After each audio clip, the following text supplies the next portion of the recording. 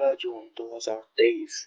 ये वो दिन था जब टाइटन सबमरीन अपने सफर पर निकलती है उन 5 लोगों के साथ, जो 5 लोग अपनी लाइफ में मशहूर जमाना रह चुके थे, जिन्होंने सिर्फ टाइटन सबमरीन का 5 से 6 घंटे का टूर करने के लिए 2 करोड़ रुपए दिए थे।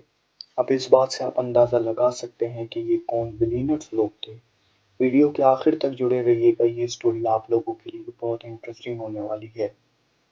अब इन 5 लोगों को ये मालूम भी था कि ये एक एक्सपेरिमेंटल टूर था, इनकी जान को भी खतरा हो सकता है, मगर फिर भी इन्होंने अपनी जान दांव पर लगा के टाइटन सबमरीन का सफर किया, जिनमें से 2 हमारे पाकिस्तानी भाई भी थे। मगर बात ये आती है, जहाँ तक कि सूरज की रोशनी नहीं पहुँच पाती वहाँ इंसान कैसे पहुँच पाएगा। तो चले आइए जानते हैं।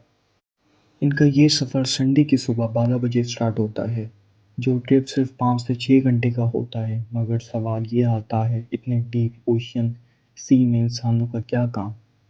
उधर तो सिर्फ एक्सपर्ट जाके अपनी रिसर्च करके कुछ ही घंटों में वापस आ जाते हैं, मगर टाइटन सबमरीन को यहाँ 7 घंटे से ऊपर हो गए थे। मगर टाइटन सबमरीन का कोई नामो निशान नहीं दिख रहा था, ना ही समुंदर के बाहर ना ही समुंदर के अंदर। और इनका कांटेक्ट जिस मदरशिप से हो रहा था, यानी पोलर प्रिंस शिप से, जो कि टाइटन सबमरीन को एक लिमिट तक की पुश देती है पानी के अंदर जाने में। फिर टाइटन सबमरीन खुद ही अपने पोर्ट के हेल्प के ज़रिए पानी के अंदर जाती है। जिस टाइटन सबमरीन का बाहर की दुनिया से एक ही कांटेक्ट का ज़रिया होता है, वो कांटेक्ट 1 घंटा 45 मिनट बाद टूट जाता है, जो कांटेक्ट अपनी मदरशिप से कर रहे थे टेक्स्ट मैसेजेस के थ्रू। अब ये कांटेक्ट एक कंपनी नेट स्टारलिंक के थ्रू हो रहा था। ये 5 लोग उस बड़े जहाज को देखने के लिए जा रहे होते हैं, जो कि पीछे दुनिया में हज़ारों की तादाद से सवाल छोड़ के चला गया था अटलांटिक ओशन में, यानी RMS टाइटैनिक, जो कि एक अनसिंकेबल जहाज कहलाता था। यानी उसके ढांचे को देखने के लिए जा रहे होते हैं, जो कि आज से करीब 100 साल पहले डूबा था अटलांटिक ओशन में न्यू फाउंडलैंड कनाडा से 700 किलोमीटर दूरी पर।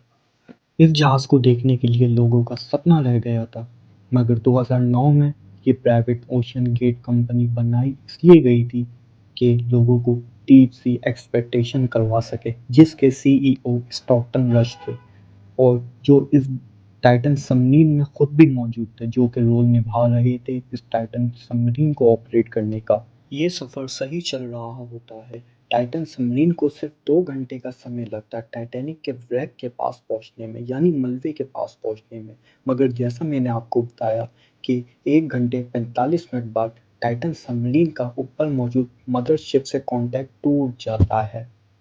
मतलब टाइटन सबमरीन टाइटैनिक के व्रैक से सिर्फ 15 मिनट की दूरी पर थी, जिसमें मौजूद पहले नंबर पर passenger private OceanGate company के मालिक स्टॉकटन रश थे, जो कि एक एरोस्पेस इंजीनियर और पायलट भी रह चुके हैं। इनको काफ़ी एक्सपीरियंस था डीप सी एक्सप्लोरेशन का, और टाइटैनिक के आखिरी फ्लैग के नेविगेटर भी थे। जिसमें दूसरे पैसेंजर थे हैमिश हार्डिंग, जो एक ब्रिटिश बिजनेसमैन थे और 3 टाइम्स जीनियस वर्ल्ड रिकॉर्डर भी रह चुके हैं, और इन्होंने साउथ पोल में भी हिस्सा लिया था। हैमिश हार्डिंग एक बहुत बहादुर और जज्बे के लिए जाने जाते थे।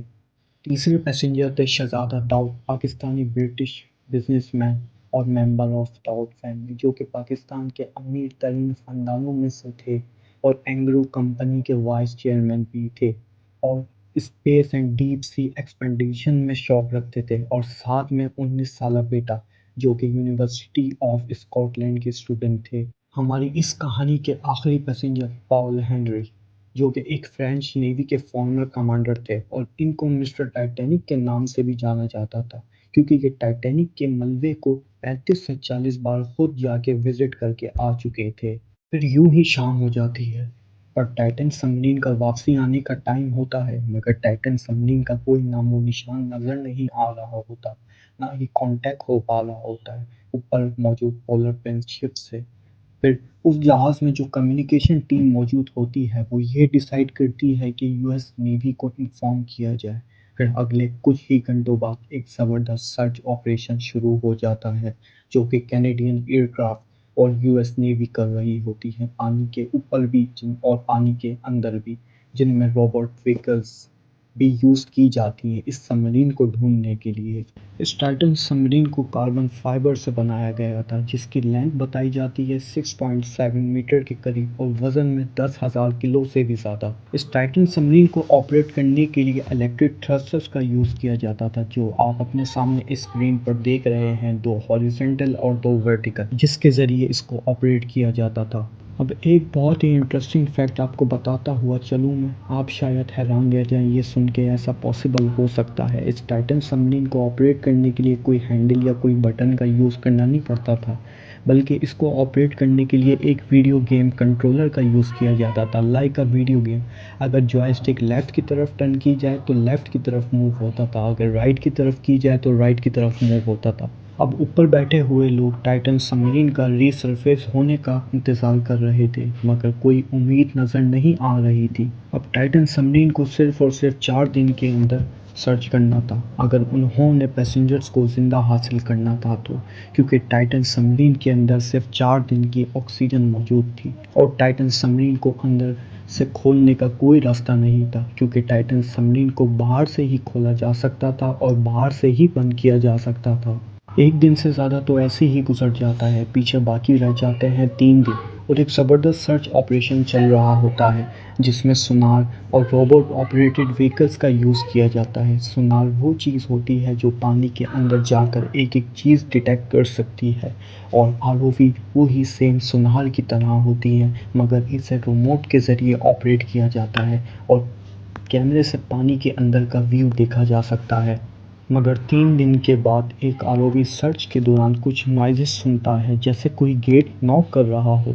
फिर बाद में यूएस नेवी को भी वो आवाज़ें सुनाई देती हैं। फिर फाइनली सर्च के दौरान एक आरओवी को कुछ मलबा दिखाई देता है टाइटैनिक के करीब। उसे देखकर ये कंफर्म हो जाता है कि टाइटन सबमरीन टूट के चकनाचूर हो चुकी है, जो कि टाइटैनिक के व्रैक से 500 मीटर की दूरी पर थी। उसे देखकर ये रियलाइज़ होता है कि अंदर बैठे पैसेंजर सब अपनी जान खो चुके हैं। जो टाइटैनिक के व्रैक को देखने के लिए जा रही थी, उसका ही व्रैक बन जाता है कुछ ही मिली सेकेंड्स में पूरी दुनिया के सामने। और रिसर्च के बाद फिर टाइटन के कुछ पीसेस मिलते हैं और फिर सेम डे यूएस नेवी का भी वही नोटिस आता है, जो नॉइज़ेस यूएस नेवी को और आरओवी को सुनाई दी थी, उनका कोई लेना देना नहीं था टाइटन सबमरीन। मगर ऐसा क्यों होता है, इस बात को थोड़ा समझने की कोशिश करते हैं। रिसर्च के मुताबिक ये कहा जाता है टाइटैनिक सबमरीन इम्प्लोड हो गई। अब ये सुन के आप लोगों को लग रहा होगा टाइटन सबमरीन समंदर के अंदर फट गई, मगर ऐसा बिल्कुल नहीं है। ये वर्ड इम्प्लोजन का उल्टा होता है, इम्प्लोड। एक्सप्लोजन वो होता है कोई चीज़ बाहर की तरफ फट जाना या धमाका हो जाना, मगर हमारे केस में टाइटन सबमरीन इम्प्लोजन का मतलब ये है कि टाइटन सबमरीन अंदर की तरफ इम्प्लोजन हो गई, और ये इम्प्लोजन इतनी तेज़ होता है कि इसको कुछ ही मिली सेकेंड्स का वक्त लगता है और अंदर बैठे पैसेंजर्स ये रियलाइज़ भी नहीं करते और वो अपनी जान खो बैठे। अब सवाल ये उठता है कि ये टाइटन सबमरीन का इम्प्लोड क्यों हुआ। आमतौर पर तो टाइटन सबमरीन टाइटेनियम या एल्युमिनियम या स्टील की बनाई जाती है, मगर इसकी बॉडी कार्बन फाइबर से बनाई गई, जिसका ब्लेम की बॉडी को दिया जाता है। मगर टाइटन सबमरीन को कार्बन फाइबर से इसलिए डिज़ाइन किया गया था क्योंकि ये एक एक्सपेरिमेंटल टूर था और ये देखना चाह रहे थे कि ये कार्बन फाइबर्स की प्रॉपर्टीज़ पानी के अंदर कैसे काम करती हैं, और इस केस को देखकर हम ये कह सकते हैं कि carbon fibre is not fittable for submarine, क्योंकि पानी के अंदर 5 से 10,000 psi के करीब प्रेशर लग रहा होता है और टाइटन सबमरीन की बॉडी समंदर की बहुत सी ताकतों की वजह से बर्दाश्त नहीं कर पाई और implode हो गई। Thank you so much viewers for watching this video. Please do like and support and subscribe please. It's request from all of you.